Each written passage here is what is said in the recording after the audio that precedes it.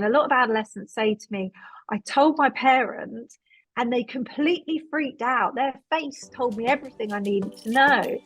They were angry with me. And I talked to the parent and they're like, I wasn't angry. I was just really worried.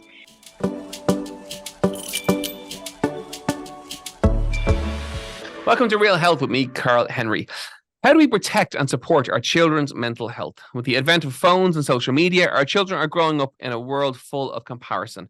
In the book Happy Families, Dr Beth Mosley teaches us about the evidence-based answers to child mental health problems that are faced in the home. I'm delighted to say I'm joined by consultant clinical psychologist, Dr Beth Mosley MBE. Beth, welcome to the show. How are you? I'm good, thank you. Thank you for having me here today. Listen, we're delighted to have you here. So pulling back to the intro, like with phones and social media, our children, they really are growing up in a world of comparison and images and likes and shares and all of that kind of stuff. And it's a very challenging place to grow up. Absolutely. I think it's different from the world I grew up in. And I think that sometimes makes it hard for me as a parent to feel like I can relate to some of the challenges that my teenagers particularly have. And even my youngest child, who's 11, seems to be permanently glued to something on YouTube or on the Xbox. And I think for me as a parent, knowing all that psychological information, I'm constantly aware of what's the impact on my children, the young people I work with, their relationships with others, and their relationships with me, because often I am their lowest priority. So it's really hard because I'm quite often keen to say, let's do this, let's go out and let's come and have a conversation. And my kids look at me like, what? Why would we do that? So I think it's really changed the way we relate to one another and the way our children relate to the world, as well as the level of information that they've got coming in to make sense of. And certainly, I think that has a big impact on well-being. I love it when experts come on and say, you know what, I'm dealing with it too. It's not all perfect in my home. And I think people love to hear that because that's real, right? It makes it far more relatable, I think. How common are mental health issues amongst children? What are you seeing on a practice level? I think it's really interesting how we define mental health issues, because there's the kind of whole mental illness where people might be diagnosed with a mental illness like depression, for example. And then there's mental health, which is a spectrum really, because it's like our health. We can have good mental health and we can have poor mental health. And I think depending on what's happening in our lives, depending on our individual circumstances, that can have a huge impact on how we're feeling on any given day.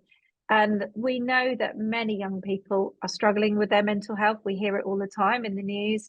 We know that the rate of young people who are presenting with mental illness, so to speak, in terms of diagnosable difficulty, has gone up. So it used to be 1 in 9, some years ago, and now it's gone to 1 in 5. Wow. So a third of young people are likely to struggle with anxiety at some point in their childhood. So I think it's becoming more and more of a challenge for us as parents. If you work with young people, if you're a teacher, if you work in any of the kind of areas of social care or education or even mental health services, we are seeing this massive increase of distress really in young people, trying to make sense of who they are, how they fit in, or just grapple with the extra demands of life. And I think COVID has a part to play in this, because I think it really destabilized so many young people's lives for that period of time. And it's taken some young people time to recover from that. And for parents who are listening in and have concerns around their children's mental health, what's the process in terms of what should they do? Presumably, the first step is to go and seek out professional help, or is it to sit down and to chat to the child, or what's the best way to, I suppose, approach a concern?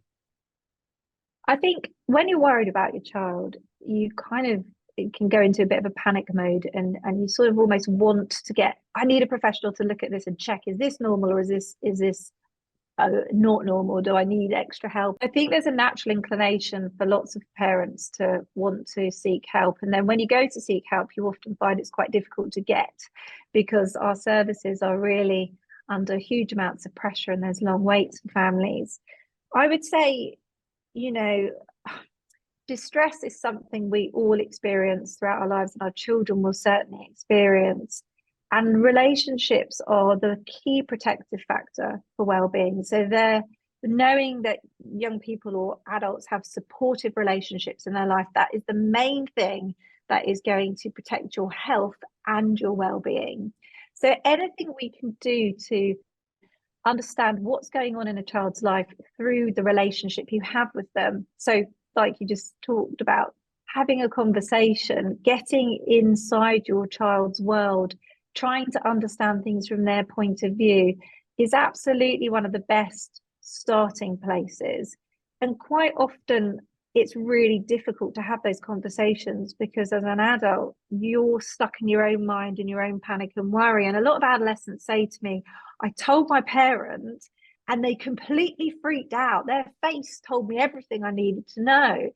They were angry with me. And I talked to the parent and they're like, I wasn't angry. I was just really worried. And one of the things I talk to parents a lot about is, especially during adolescence, when young people look at their faces when they're telling you something that they're a bit ashamed of or they're a bit worried about disclosing, they're looking at your facial expressions intently. And anything they see that's negative, they immediately think the worst case scenario and often associate your worried face with it being an angry face. So I think there's something about how do we have these conversations with our young people? Is it the right time? Is it the right place? And are we doing the conversation at the right pace? Because we often start conversations with what's wrong, or it's off the back of some event where something's fallen apart. And what we need to do is just make sure that it's a good time for the young person to have that conversation, a good time for us as adults, so we're not rushed off our feet or rushing out the door or worrying about another thing that we're trying to deal with, that it's at the right place so it feels a good space, which a lot of young people say, I hate it when my parent comes in my room and sits in my bed and says, we need to talk. I'd much prefer it if my parent just had a conversation with me on a walk or while we're doing something together in the kitchen or when we're on a car journey. So doing another task, being able to break up the intensity of that by doing a task together. And if it's younger children, just playing, playing alongside them with the Lego and just seeing what comes up and creating a space of curiosity. So you're wanting to connect to your young person so that they're in a place where they feel like they can find the words that maybe match their feelings. Because for a lot of young people, that's really hard, actually being able to articulate what's going on. And then the right pace. So just giving your child or young person the space and that encouragement. You'll know how hard it is to tell someone something difficult and what you need to do that. And we often forget to do that with our own children. We kind of just want them to tell us now. And I think if you can set that foundation up and you can think about being curious and putting yourself in your child's shoes, then often you can have a completely different sort of conversation. And that might make sense of some behavior that you've been really worried about. Your child is hiding themselves in their room all the time, or they're slamming the doors, or you're worried they might have self-harmed.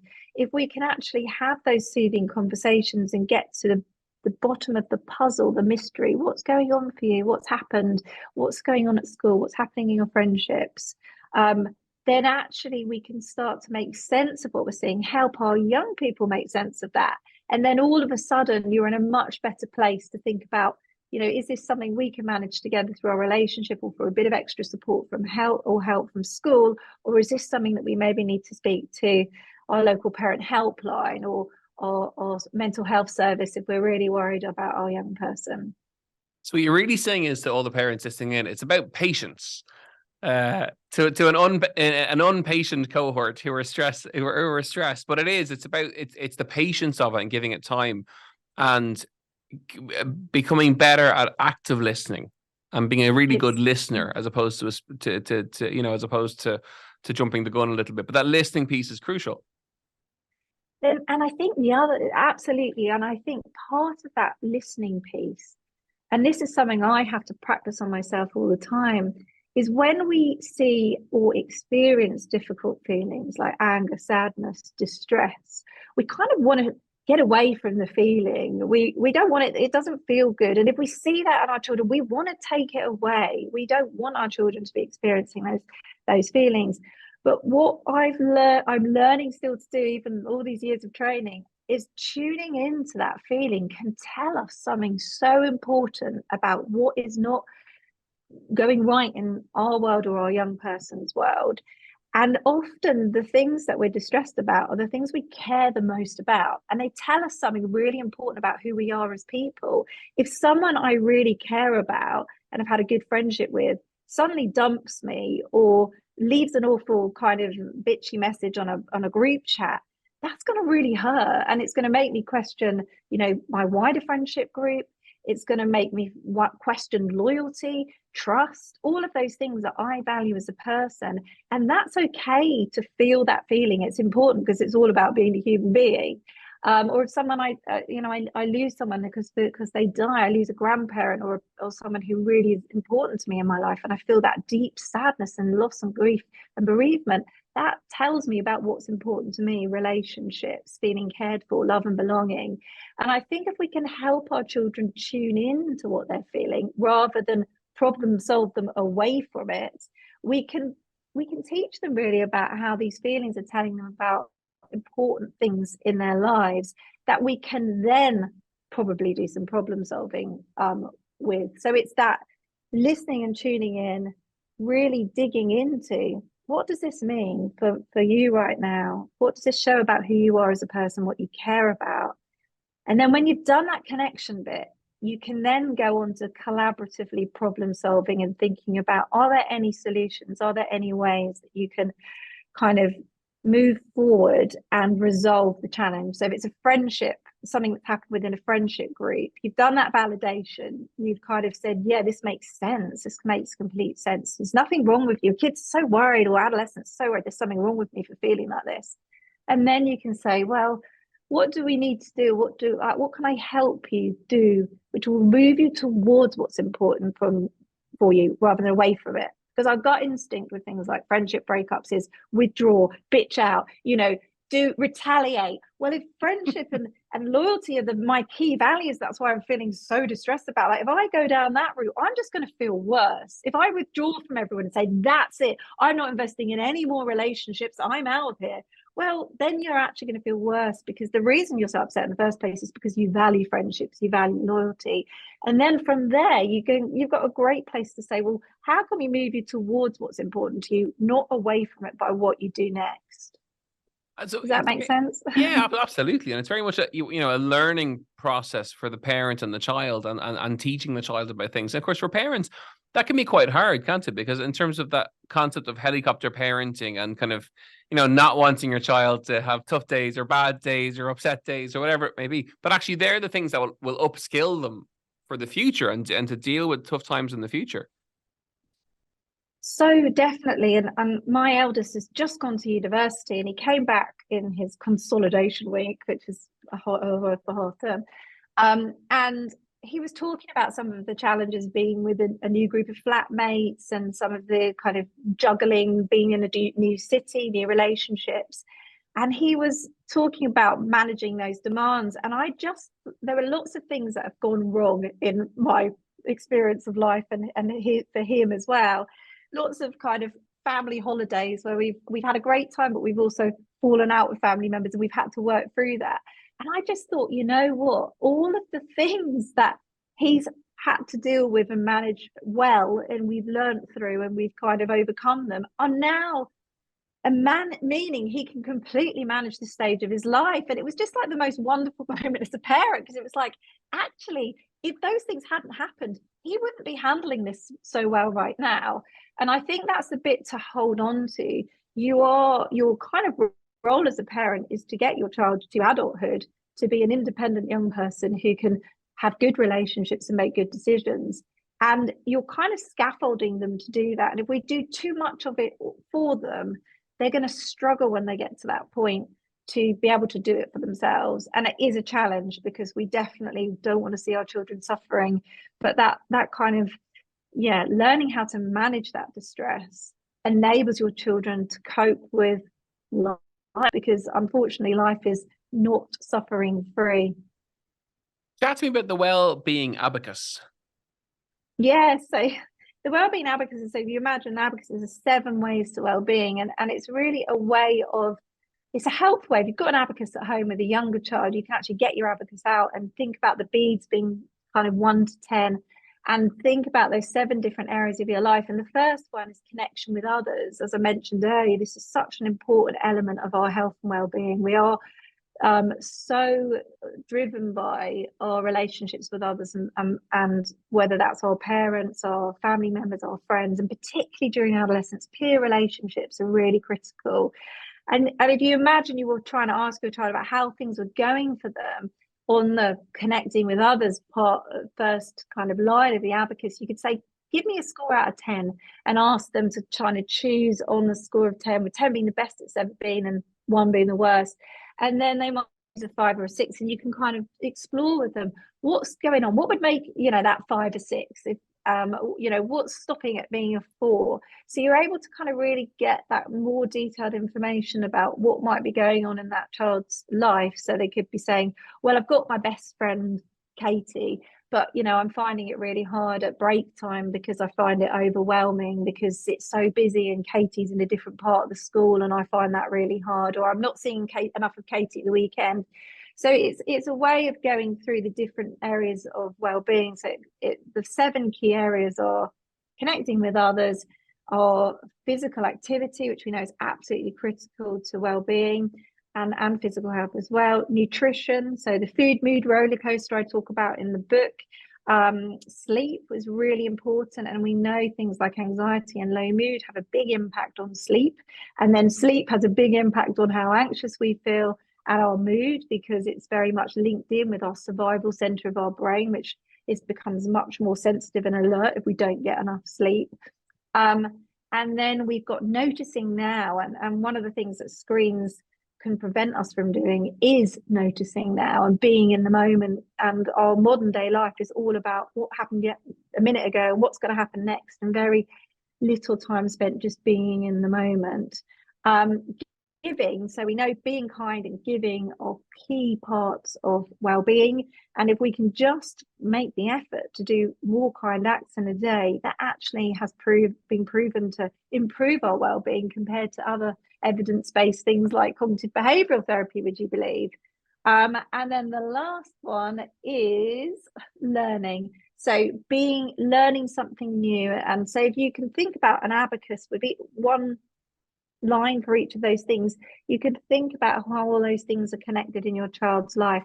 So if they have had a bad night's sleep, their relationship with others might drop down from a 6 to a 4 that day. Your capacity to learn and your concentration drops down to a 2, and that then is going to affect how you're feeling, what your well-being is that day. Does that kind of make sense? Absolutely, so it's a tool for.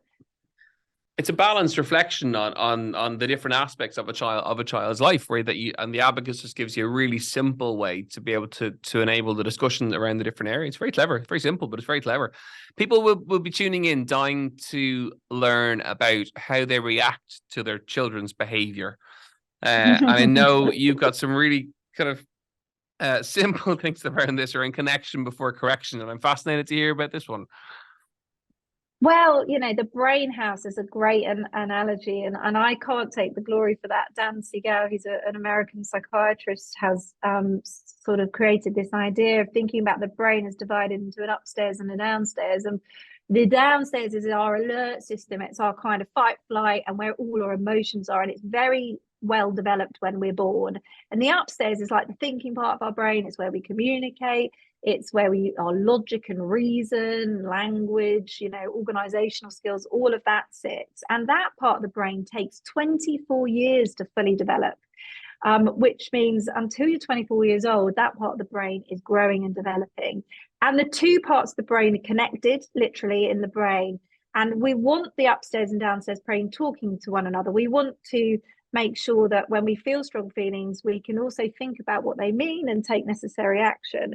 And when something big happens, particularly to younger children, and their upstairs brain is less developed, and the connection, the staircase between the two is less developed, what we know is that the upstairs brain just literally flips off the downstairs brain, and emotion completely takes over. And a good example of that is if a 2-year-old says, I want a biscuit, and you say, no, your dinner's in 5 minutes, you're not having a biscuit, and they throw themselves on the floor and they're screaming and crying and they're not happy. I want a biscuit, I want a biscuit. That's a right practice. Yeah, we've all seen that probably if you've got a 2-year-old, and that's your child's flipped their lid. They're just, downstairs brain is completely taken over. And what they really need from you in that moment is you to kind of be their upstairs brain and connect and soothe their downstairs brain, so they're not feeling like they're under threat or something terrible is going to happen. So if you shout at your child at that point, that lid is going to stay flipped for longer. If you can come down to your 2-year-old's level and say, oh, I get it, you really want a biscuit, but dinner's going to be in 2 minutes, then your child is much more likely to start to come and sit in your lap and be comforted by you and accept, because their downstairs and upstairs brain are being reconnected. And the challenge for us as parents is, in these high drive moments, our upstairs brain often flips off too. So we're in this kind of scenario where we're kind of creating more drama and more flipped lids.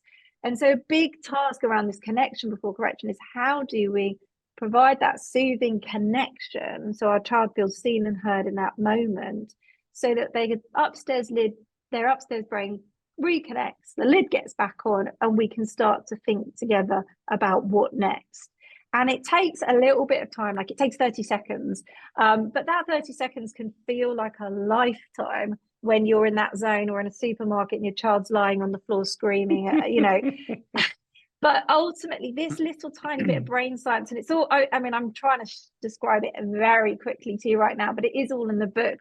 But that honestly can be life-changing for a parent, because if you can learn to take a deep breath and fake it to make it sometimes, in terms of just giving your child the experience of feeling that they're being understood in that moment, they'll very much more quickly come back to a place where they'll be willing to collaborate with you.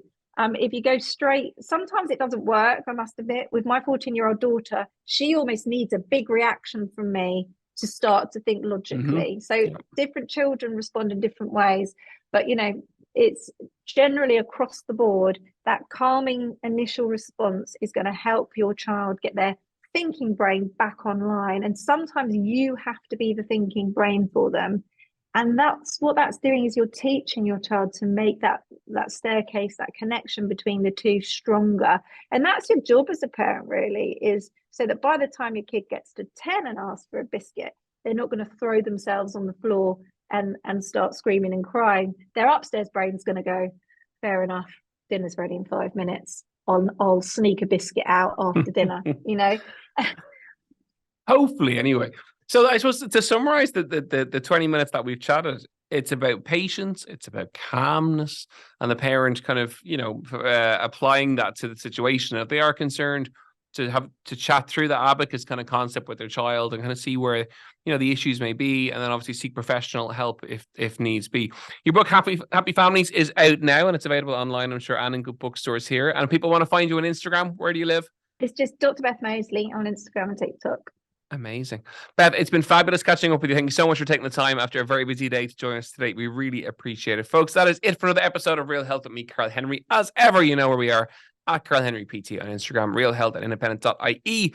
Have a wonderful week. Apply some of those principles that we chatted through. That abacus is a really good idea, not only for the children in your life, but also for yourself as well. So have a look at the abacus, and you can see where your own areas to improve are too. We'll see you next week for more Real Health. So long, go forward.